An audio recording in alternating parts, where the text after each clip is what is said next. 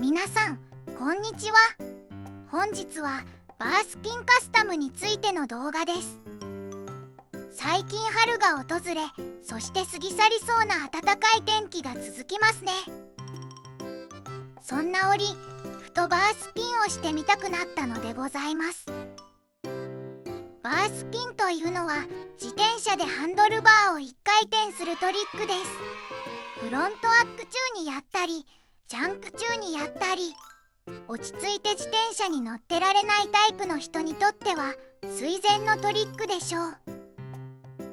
これをやってみたいなと思ったのですが、いかんせん僕の自転車はこの通り街乗り兼用なので、フロントブレーキ、リアブレーキ、さらにはリアのシフターもついておりまして、ハンドルバーを回そうにもワイヤーが干渉して半周しか回らないのが現状です。これを一周回せるようにカスタムしていきます。さて、どのようにカスタムしたものか、いろいろ検索してみたところ、まず見つかったのは両方のブレーキとシフターを取り外すカスタムです。ただね、僕はこの自転車を街乗りにも使いたいので、このカスタムは NG です。次に BMX のフラットランド風カスタム。この競技はトリックにブレーキを使用することもあるそうで、両ブレーキをつけたままハンドルバーを回すことができる車体もあります。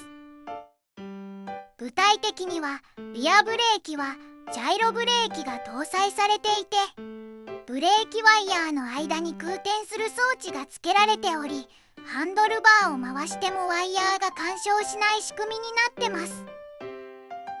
そしてフロントブレーキのワイヤーはフォークの中を通すことによって対策されています。フォークの中にはこのようなスターファングルナットというパーツが入っており、ボルトでヘッドキャップと連結されます。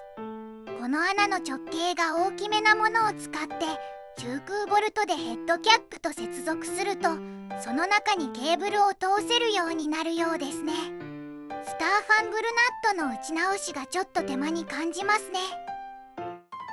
シフトワイヤーについても対策されている方が稀にいらっしゃいまして、シフターを従来のハンドルバーではなくダウンチューブに取り付けることでハンドルバーをぐるぐるできるようになるようです。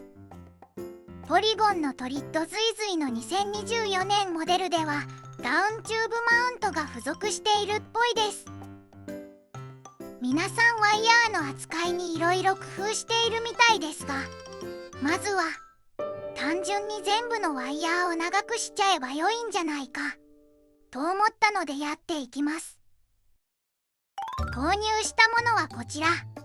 機械式ディスクブレーキ用のワイヤーセット、そしてシフトワイヤー。このブレーキワイヤーセットが面白くて、両端に MTB 用、ロードバイク用それぞれの太鼓がついてます。ワイヤーを切る手間は追加されてしまいますが、両方の自転車を持っている方向けの商品ですかね。まあ僕ロードバイク持ってないんですけど、インナーワイヤーがフロント用の短めのものとリア用の長めのものが入っていて、それ相応の長さのアウターワイヤーが1本入ってます。おなじみのアリエクでお値段685円。安い。そしてシフトワイヤーもインナーが長いのと短いので2本、アウター1本セットで555円。安い。安すぎてワイヤーちぎれそうですよね。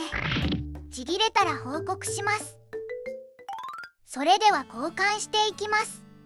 フロントブレーキからやっていきましょう。エンドキャップを取ります。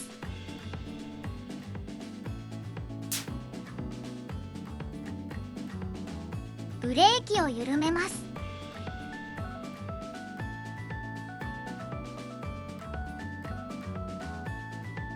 アウターのエンドキャップを取ってワイヤーを外します。ブレーキレバーからワイヤーを外します。そういえばテクトロのブレーキレバーからマイクロヒーローのブレーキレバーに交換しました。一回り小さくて握りやすいです。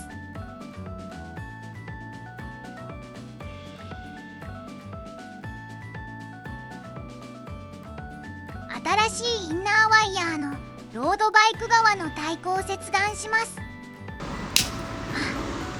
やべ、ありました。うちの犬は何でも食べてしまうので気をつけないと。アウターを切断します。このカッターだと刃が入らなかったので、もう一回り大きいやつで切断します。庭木の剪定に使っちゃってるやつなので切れ味が不安ですが、いけました。切りっぱなしだと穴が潰れているので、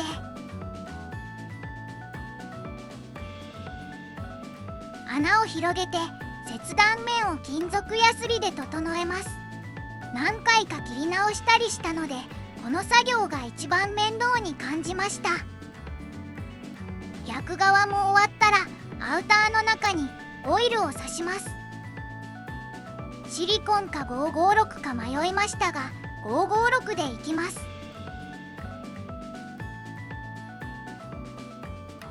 新しいアウターワイヤーにエンドキャップをつけます。試しに合体してみます。スルスルグッドです。インナーワイヤーをブレーキレバーに取り付けます。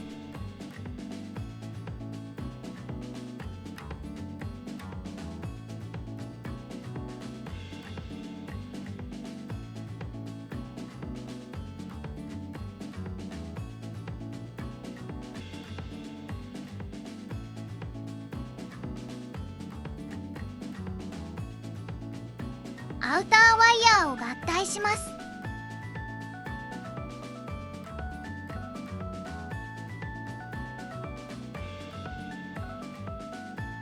フレームのルートを通してアウターエンドキャップをつけます。インナーワイヤーをブレーキ本体に固定しますが、ブレーキレバー側のアウター余白を見積もってなかったので長さが足りないです。インナーよりアウターが20センチ短いくらいがちょうどいいっぽいですね。カットし直してます。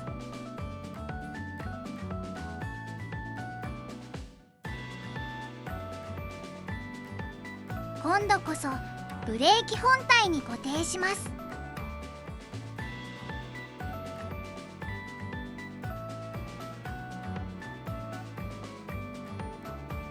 良い感じです。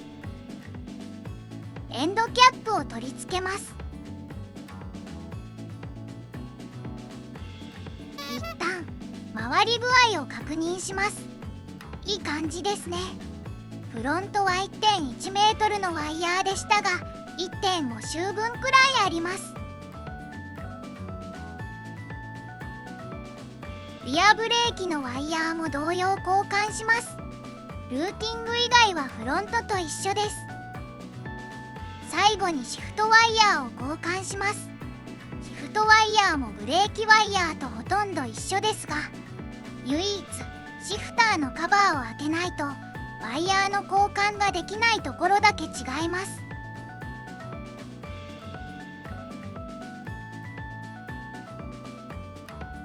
なんだかんだワイヤー3本の交換で1時間くらいかかってしまいました。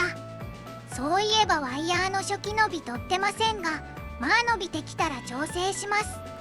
これで交換が終わったので全体像を見てみましょう。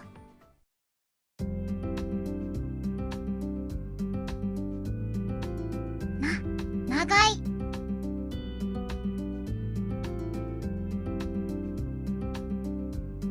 ハンドルバーを一周回した状態がこんな感じです。フロントブレーキが 1.1 メートル、リアが 1.7、リアのシフトが 2.1。 M サイズのダージャンバイクだとハンドルバーを一周してもちょっと余りますね。一周に合わせて微調整してから後日バースピンにチャレンジしたいと思います。本日の動画は以上です。ぜひ高評価を押していただけると励みになります。このチャンネルでは引き続き僕の自転車に関する動画をアップしていきますので、よろしければチャンネル登録をして次回作をお待ちください。ご視聴ありがとうございました。良い自転車ライフを。